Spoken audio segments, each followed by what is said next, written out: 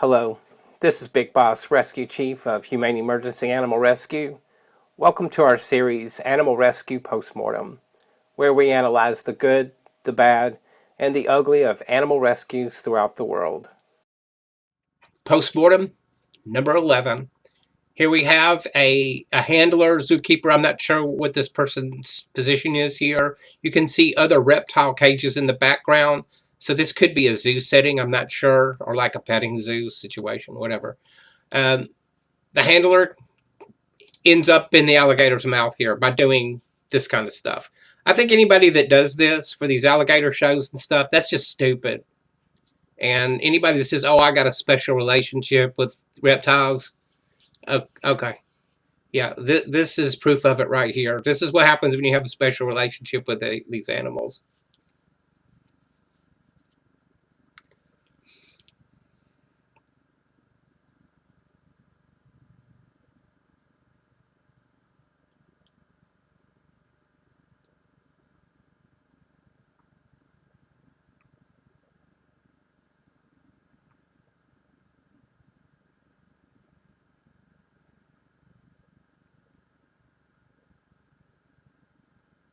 Just watching with you. Just watching how this unfolds. Did he throw something away from there, or is he just splashing water at somebody? I couldn't really see an object.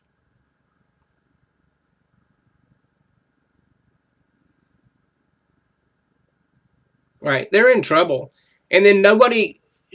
I'll get to this in a minute.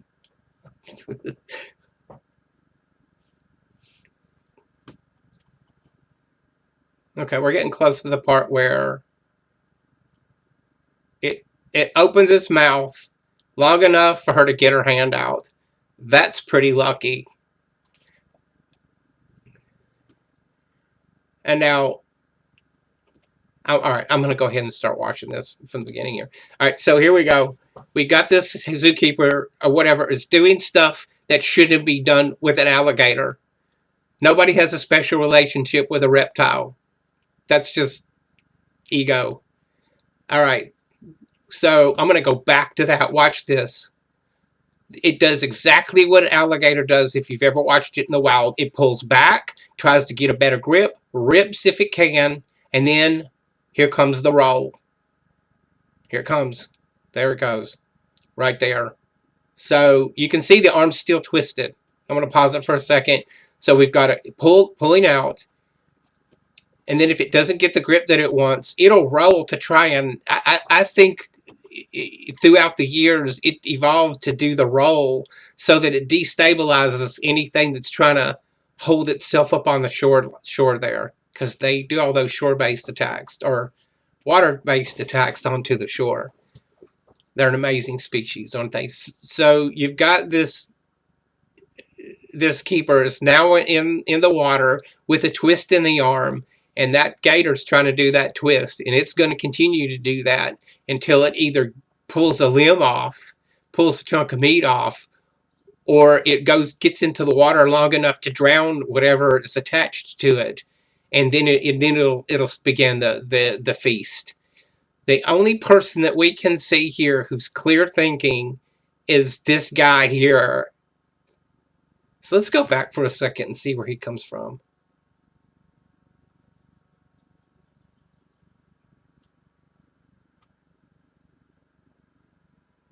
Okay, he looks like he's a bystander. I like this guy. Because if he's a bystander or if he's somebody else, he's the only one that had any thought at all of what he should be doing here. So this guy should be commended for taking this kind of action here. Because this is the only thing that saved, I believe, this is the only thing that saved this girl from losing an arm. Or severe damage to her arm. Alright. So I'm not gonna wait for things to play out. Here, this guy on the left here, this guy here, you can't just pull something out of an alligator's mouth or any species like that, crocodile, caiman, or alligator. Their teeth are designed to hold whatever they've grabbed in in there and not let it go. The other thing that this guy did good, so he's trying to immobilize the movements of this gator, and that's like a really good action to take in this situation here. The other thing you would want to do, like if they were actually in a situation where they were at shore, um, it's hard to say whether they would be able to do this part successfully or not. What they're doing right now, but I would try to get it up on shore. However, let's just look at the situation that we're at here right now. You've got other people who have no idea what to do. There is clearly, when we go back and hear her say something here, we don't hear this, but let's tune up the volume here real quick. Oh, we won't be here. We won't be here. We got trouble in here. We won't be here. We got trouble. Okay. So if this guy's an employee, I believe he's a bystander, but if he's an employee, then that means they have no plan in place whatsoever for an actual emergency. When I worked at the zoo as a zookeeper, we had codes that we used for emergencies on the radio. So all we had to do is say code whatever it was and then give our location. For instance, when I got attached to a snake that my hand was trapped in and I couldn't get to my radio with my other hand because the snake was around trying to get around my neck and I was fighting. Once I was able to do that, I was able to get my other hand free and call for help. But they don't have, if this guy's an employee, they clearly don't have an emergency plan in place for a situation like this. And then let's go ahead and move forward here on this timeline to where we get movement again. And this alligator actually opens its mouth and lets go, which is a surprise. So let's go to the extrication of that. Out of all the ways that I can think of to make this situation where you get somebody's part, whatever body part it happens to be, in the mouth of this alligator, is you need like a porta power or a spreader tool for extrication and a cribbing wedge so that you can drive a wedge in there and then capture your progress as it's made until that limb is out. And then you also have to have a plan in place that will hold that alligator down. So maybe 4 or 5 more people or even more need to be piling on top of this situation here to minimize the movement of that alligator.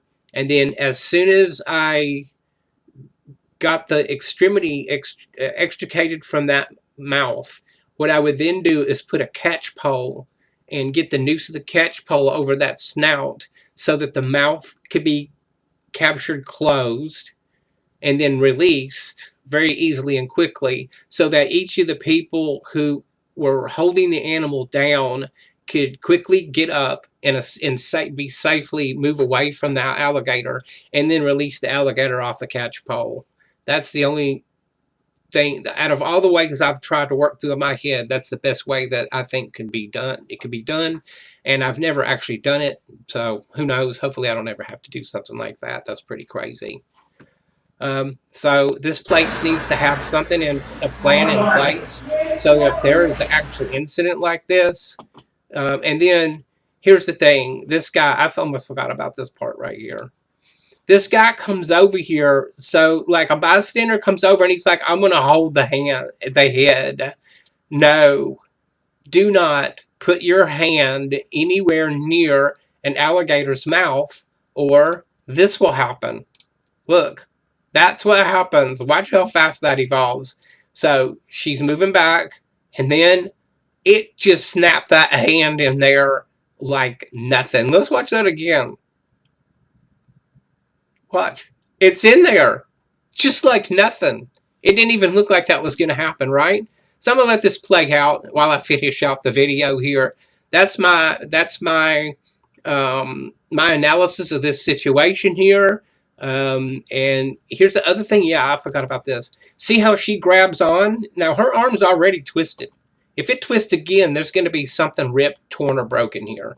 And then, so holding on like this is a really good move that she did there. Because now, if it rolls again, and she can maintain that contact like that, she might be able to roll and prevent further injury to this animal here. But this dude here, whoever he, I'm pointing with my finger again, whoever he is, I like this guy. He can think fast. He moved fast. He acted.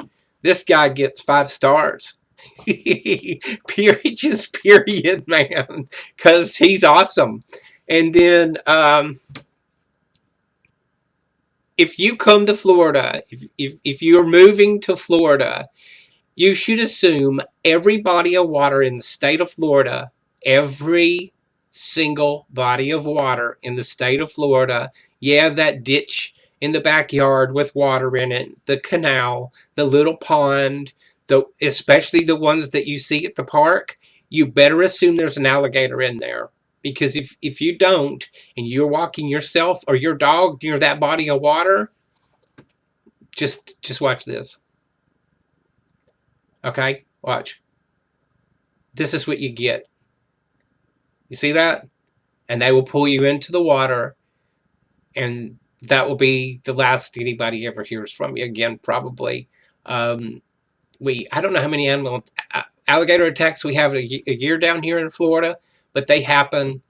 And just recently, when I'm making this video, maybe about a month ago, a lady is walking her dog down by a pond or whatever you want to call it in one of these neighborhoods, and the alligator comes up, goes after the dog, but gets her instead and kills her. So when you're visiting here, when you come here to live, or if you live here now, there's an alligator in that body of water. I always like to tell people, if it's big enough to hold an alligator in it, whatever size of body of water it is, assume there's one in there, because there probably is. The Fish and Wildlife Commission estimates that there's over 1 million alligators in the state of Florida. That doesn't include the crocodile population, which isn't very high. However, they're around. There was recent footage of one swimming out in one of the bays here, a crocodile. All right, look down below on the screen there. You're going to see our email address. Write us, send us your video links, videos that you want us to analyze. If it's subject applicable, we'll do it. But don't expect it very soon, because we've got videos like scheduled out months and months in advance, sometimes up to a year. So it may be a while before we get to it. However, subscribe to our newsletter on our website. It's free. You'll get notifications of every video that we post. All organization updates. I believe by now there should be a merchandise up there if you want to buy that and help us out. Would be really greatly appreciated. And if you're a YouTube watcher, you know what you're supposed to be doing. You're supposed to be liking and sharing the videos. And then it also would help if you subscribe to the channel. It gives us an idea how many people like what we're doing. But more importantly, like and share the video on your social media. That really helps us grow the channel, which is very important, because that helps generate income for the organization. All right, see you in the next video.